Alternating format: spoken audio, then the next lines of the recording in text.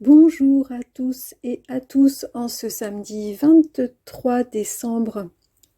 Voilà que j'ai eu envie de faire un petit tag qui m'a directement été inspiré du calendrier de l'Avent littéraire qu'organise Delphine Olympe. Je ne sais pas si certains la connaissent, c'est une blogueuse littéraire. Delphine Olympe tient sur son Instagram tout au long du mois de décembre et jusqu'à demain un calendrier de l'Avent littéraire. Je vais mettre tout ça en barre d'infos le lien vers son blog et son Instagram. En fait, c'est un rendez-vous qui est assez suivi sur Instagram. Elle pose chaque jour une question et elle relaye les réponses de chacun en story et c'est vraiment très très sympa. J'aurais bien aimé pouvoir faire cet exercice sur Instagram ce mois-ci, mais j'ai vraiment pas eu le temps de tout suivre et encore moins de participer. Mais ceci dit, les questions me plaisaient vraiment, vraiment beaucoup. Et là, ça y est, c'est les vacances. J'ai un petit peu de temps et j'ai eu l'envie de transformer ces 24 questions que nous propose Delphine en un petit tag, donc qui peut s'intituler Calendrier de l'Avent littéraire. Donc un grand, grand merci à Delphine Olympe pour ces questions qui ont permis ce petit tag. Du coup, je vous propose de répondre à ces 24 questions en vous mettant quelques photos de ma bibliothèque qui est un petit peu décorée à l'occasion de Noël. Et je suis toute contente de faire ce tag parce que ça fait très longtemps que j'ai fait un tag ici. Donc voilà, je trouve ça très très réjouissant.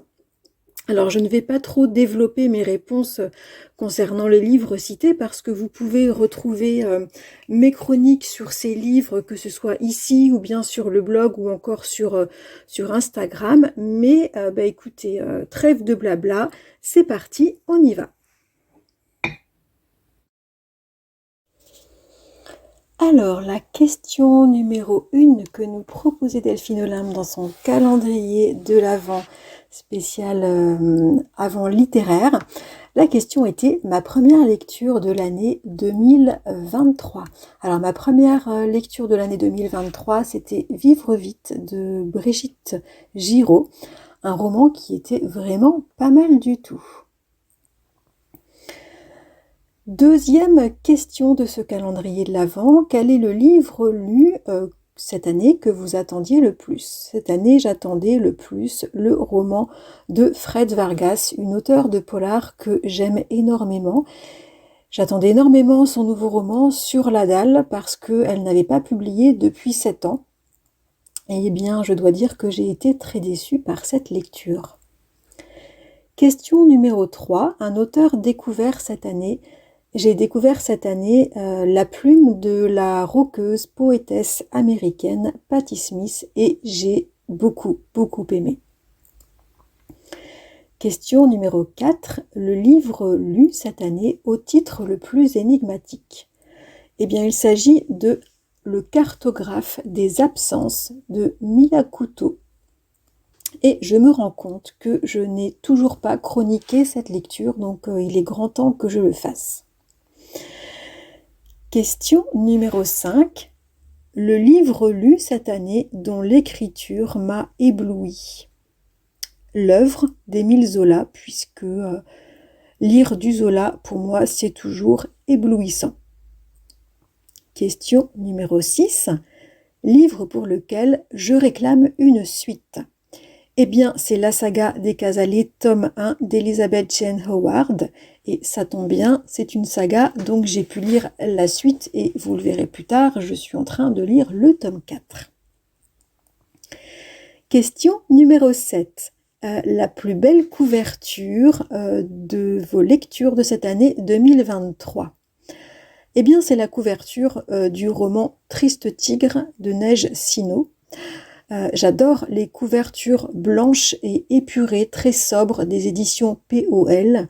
Un beau carton blanc, un titre et un nom d'auteur en bleu et en petit, tout simple, tout sobre, pas de dessin, pas de photos. J'aime cette simplicité. Les couvertures des éditions POL, ce sont mes couvertures préférées, juste devant celles de Gallimard qui, pareil, sont sans photo ni dessin. Question numéro 8. Le livre que je n'aurais pas lu si... Eh bien, je n'aurais pas lu si une amie en librairie, avec qui je me promenais en librairie, ne m'avait pas dit, voyant ce titre, « Oh là là, cet auteur, une amie a lu et adoré, vraiment j'ai envie de découvrir. » Puis le vendeur s'est mis à nous parler de cet auteur, à nous en dire le plus grand bien.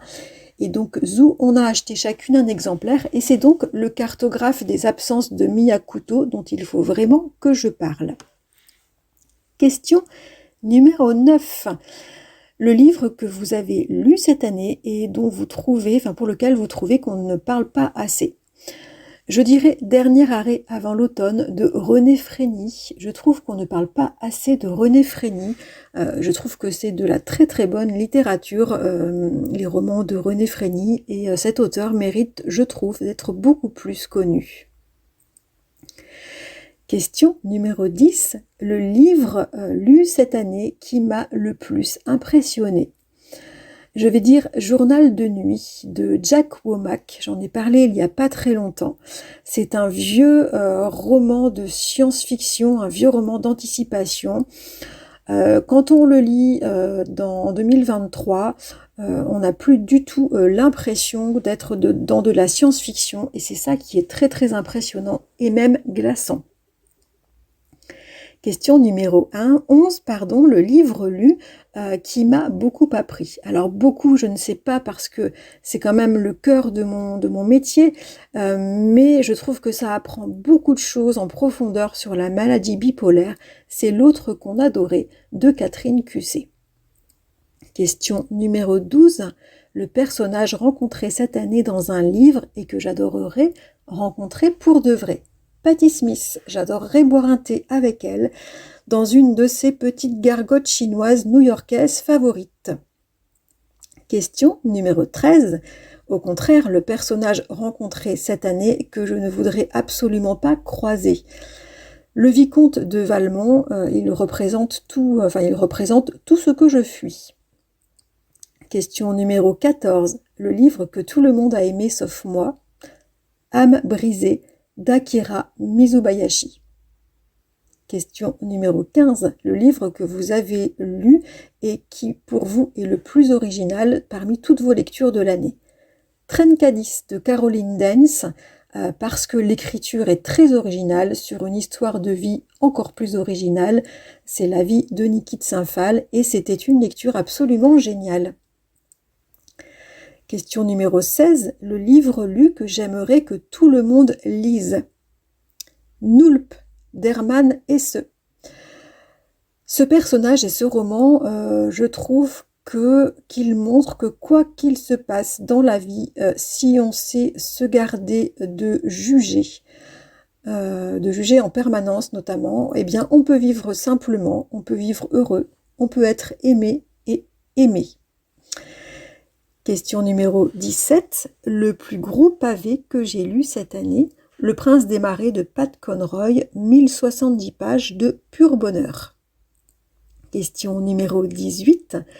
Le livre le plus addictif que j'ai lu cette année, Les Sept Sœurs de Lucinda Riley. Elle est vraiment très très douée, Lucinda Riley. J'avais beaucoup de préjugés, mais vraiment c'était très chouette. J'ai hâte de lire la suite. Question numéro 19. Le livre le plus émouvant que vous ayez lu cette année, L'amour de François Bégodeau. J'ai été touchée en plein cœur par ce très court roman. Question numéro 20. Le livre que vous avez lu qui a été le plus réconfortant. Alors là, je ne vois aucun livre à présenter, sans doute parce que le réconfort, ce n'est pas du tout ce que je recherche ni ce que j'attends dans la littérature. Donc là, je n'ai pas de livre à citer pour cette question numéro 20. Question numéro 21. Le plus beau titre de mes livres lus cette année. Alors, ce titre magique, très très beau, Tant que le café est encore chaud, on en a énormément entendu parler. Le titre est très très beau, mais bon, je n'ai pas du tout aimé cette lecture. Question numéro 22, la lecture de l'année la plus dépaysante que vous ayez faite, La prière aux oiseaux de Chigozie Obioma. C'était un super voyage au Nigeria. Question numéro 23, un prix littéraire de cette année que vous avez déjà lu. Alors j'ai déjà lu 4 romans qui ont été primés cette année 2023, mais là je vais citer le prix Goncourt, Veiller sur elle de Jean-Baptiste Andréa. C'est du très bon romanesque, la plume est vive et drôle. Ce roman mérite d'être sous plein de sapins cette année et parce que je pense que ça fera le plus grand bien à beaucoup de gens de lire Veiller sur elle de Jean-Baptiste Andréa. C'est une super évasion. Question numéro 24 pour terminer. Un livre pour finir en beauté. Eh bien, je termine l'année en beauté. Comme je l'avais prévu, je m'étais gardé le tome 4 de la saga des Casalets pour finir l'année et je l'ai débuté hier soir, au moment de débuter mes vacances. J'aime énormément, je sens que ça va être un super compagnon pour ces fêtes. Et bien voilà, j'espère que ce petit tag littéraire de l'Avent vous aura plu. N'hésitez pas à le reprendre en commentaire, j'adore vous lire en commentaire, ou bien sur vos blogs, ou sur vos chaînes YouTube, sans hésiter bien sûr, en citant bien entendu Delphine, sa créatrice. Un grand merci encore à Delphine pour ce calendrier de l'Avent et ces chouettes questions qui m'ont vraiment permis de me replonger avec délice dans les lectures que j'ai pu faire cette année. Et bien voilà, je vous souhaite un excellent temps de Noël à tous et je vous dis à très bientôt pour d'autres aventures littéraires.